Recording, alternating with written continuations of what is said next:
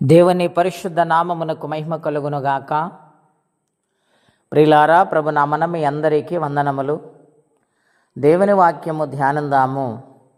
ఆదికాండము 16వ అధ్యాయము 13వ వచనం. అది చూచుచున్న దేవుడవ నీవే అని పేరు తనతో మాటలాడిన యెహోవాకు పెట్టెను. ఎలైనగా నన్ను చూచిన వాని నేను ఇక్కడ చూచి తిని గదా అని అనుకునేను. ప్రియమైన దేవుని బిడ్డలారా, ఈ ఉదయకాల సమయంలో పరిశుద్ధాత్మ దేవుడు మనందరితో మాట్లాడునుగాక. అబ్రహాము 15వ అధ్యాయముల ఆదికాండములో దేవుడి మాట విన్నప్పుడు దేవుని వాగ్దానాన్ని పొందాడు. 16వ అధ్యాయంలో తన భార్య అయిన శారాయి మాట విని హాగరుని వివాహం ఆడాడు. వివాహము జరిగిన తర్వాత హాగరు గర్భము దాల్చింది. అది తెలిసిన వెంటనే తన యజమానురాలైన శారాను చాలా హీనముగా చూసింది. నువ్వు గొడ్రాలవు, నేనైతే గర్భము ధరించాను, నా యజమానుడు నీకంటే ఎక్కువ నన్ను చూసుకుంటాడని తన యొక్క దాసీతనాన్ని విడిచిపెట్టి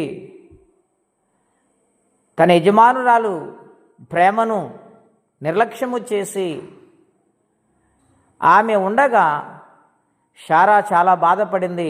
ఆ సమయంలో తన యజమానుడైన అబ్రహాముతో మాట్లాడుతూ నీవు దాన్ని వెళ్ళగొట్టని గొడవపడినప్పుడు అబ్రహాము తెల్లవారుజామున నీళ్లు తిత్తనిచ్చుకుని ప్రయాణము చేసి ఆమెను అరణ్యములోకి పంపివేశాడు.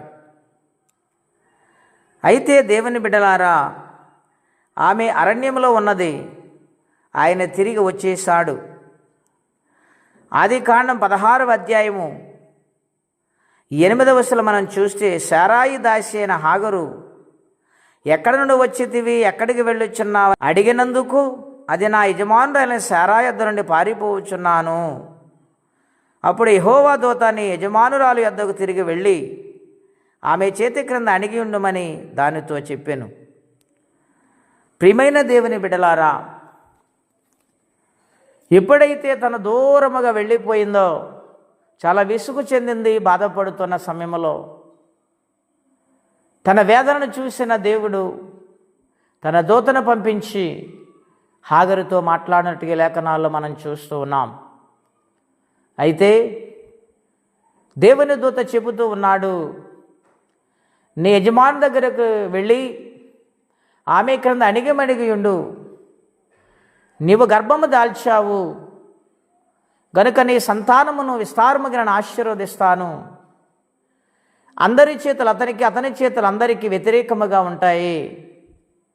అతడు అడవిగాడిద వంటి స్వభావం కలిగిన మనిషిగా ఉంటాడు అని కొన్ని విషయాలు బోధించి హాగరును అక్కడి నుంచి పంపివేయటానికి దేవదూత ఇష్టపడ్డారు. ఆ సమయంలో దేవదూతను గురించి హాగరు మాట్లాడుతూ అంటూ ఉంది, నేను దేవుణ్ణి చూశాను గనుక చూచుచున్న దేవుడని పేరు పెట్టింది యెహోవాకు. ప్రియులారా, తన వేదనలో దేవుడు చూశాడు, తన ఒంటరితనంలో చూశాడు, తన నిరుత్సాహ పరిస్థితిలో దేవుడు చూశాడు. ఆమెను విడిచిపెట్టలేదు. కారణం ఏమిటి అని ఆలోచన చేస్తే ఆమె యజమానుల నుండి వచ్చేసింది. రెండవది, యజమానురాలు కోపపడింది గనుక ఆమె దూరమైంది గనుక ఆమె వేదన చెందుతూ ఉంది. అయితే దేవుని దూత చెప్పినప్పుడు తిరిగి ప్రయాణము చేసి తన యజమానురాల దగ్గరకు వచ్చి అణిగిమణిగి ఉన్నది. ప్రియా దేవుని బిడ్డలారా, కొన్నిసార్లు దేవుని సన్నిధిని కోల్పోతూ ఉంటాం, దేవుని నిర్లక్ష్యము చేస్తుంటాం. అలాంటప్పుడు ఎన్నో ఇబ్బందులు ఎదుర్కోవలసి వస్తూ ఉంటుంది.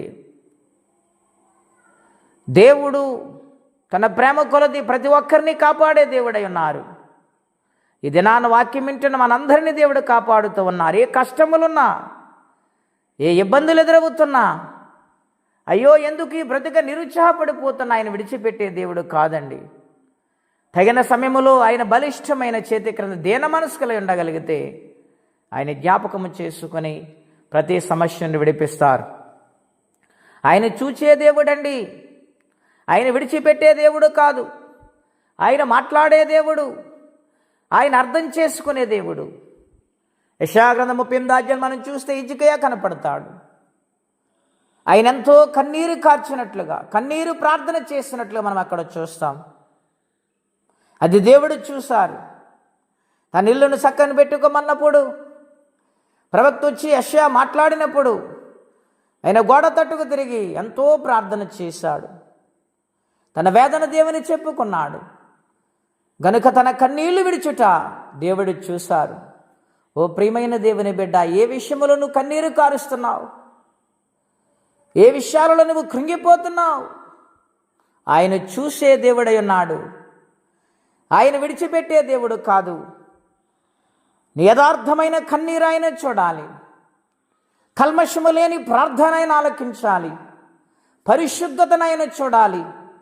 ప్రతి పాపం నుండి విడుదల పొందే ప్రార్థన మనము చేయాలి. ఆ విధముగా చేస్తే ఆయన చూస్తాడు. ఆయన ఎవరికి అన్యాయము చేసే దేవుడు కాడండి. నరులు క్రియలు తగినట్లే వారికి ఆ విధముగా బాధలు కష్టాలు కలుగుతున్నాయి. వాటి నుండి దేవుడు విడిపించేవాడై ఉన్నాడు. కన్నీరు చూసే దేవుడై ఉన్నారు. కాబట్టి హిజ్కియా ప్రార్థన దేవుడు ఆలకించి గొప్ప కార్యము తన జీవితంలో ఆయుష్నిచ్చి ఆరోగ్యమునిచ్చారు. బైబిల్ మహాభక్తులైన వారు ఎంతోమంది కన్నీరు కార్చారండి. హన్నా కన్నీటి ప్రార్థన దేవుని సన్నిధి చేరింది. యాకోబు కన్నీరుని దేవుడు తుడిచాడు.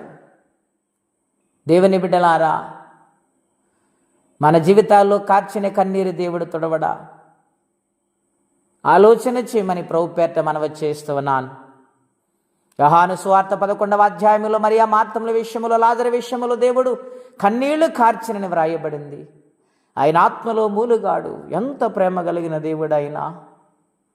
నీవు అర్థం చేసుకోలేక, నీవు ఆయన సంపూర్ణంగా గ్రహించలేక దేవుని బిడ్డ ఇంకా నిందలు అవమానాలు వేస్తున్నావేమో, క్షమించమని బ్రతిమాలుకో.